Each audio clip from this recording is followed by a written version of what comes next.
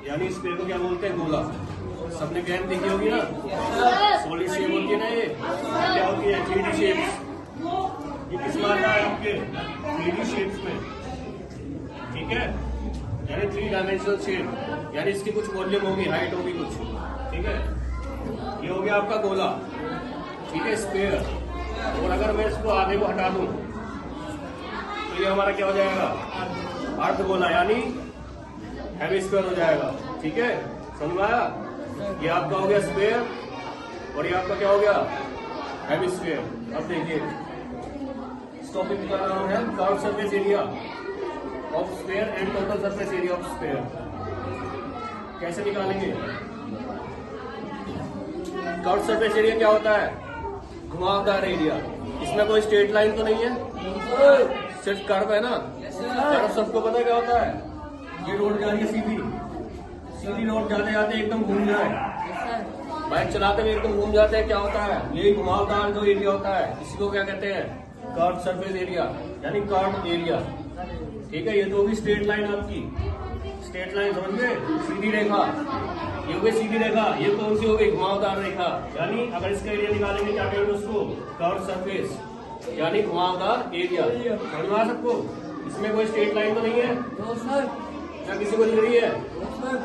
Straight line नहीं है ना, तो इसका कर्व सरफेस एरिया और टोटल सरफेस एरिया सेम होगा। समझ में आया? सबको आ रहा है इधर? अब देखिए, इसको हम निकालेंगे कैसे? यहाँ देखिए क्या लिखा हुआ है, 4 times area of circle, 4 times area of circle, ठीक है। एरिया ऑफ सर्कल क्या होता है? पाई आर स्क्वायर। कैसा है? ये देखिए, एक सर्कल मैंने यहाँ रखा, एक सर्कल यहाँ रखा, कितने सर्कल हो गए? 2 सर्कल हो गए। और ऊपर की और नीचे की जगह खाली है अभी। एक सर्कल यहाँ भी रखा, एक सर्कल यहाँ भी रखा, कितने सर्कल हो गए? 4। पूरा एरिया कवर हो गया? कितने सर्कल में कवर हुआ? 4 सर्कल में कवर हुआ। तो इसका कर्व सरफेस और टोटल सरफेस एरिया कितना हो गया? 4 पाई आर स्क्वायर। याद रहेगा ऐसे? समझ में आया सबको? कैसे निकाला? ठीक है, वेरी गुड। हिंदी में हमारा जो विषय चलेगा वो चलेगा काल। काल यानी कि समय।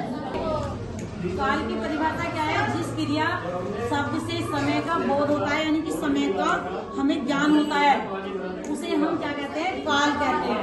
काल के 3 भेद होते हैं, 3 प्रकार, 3 भागों में उसे बांटा गया है: भूतकाल, वर्तमान काल और भविष्य काल।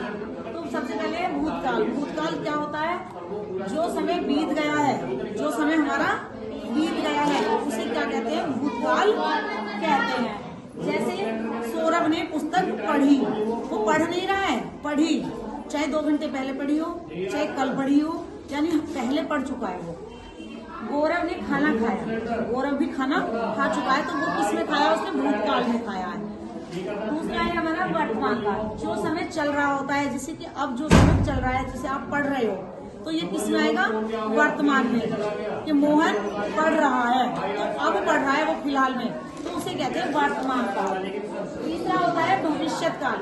जो समय आगे आने वाला होता है, उसे क्या कहा जाता है? भविष्य काल कहा जाता है। जैसे तुम कल विद्यालय जाओगे, तो कब जाओगे? भविष्य काल में जाओगे, ठीक है। या मैं कल कहानी पढ़ूंगा, तो किसमें पढ़ूंगा?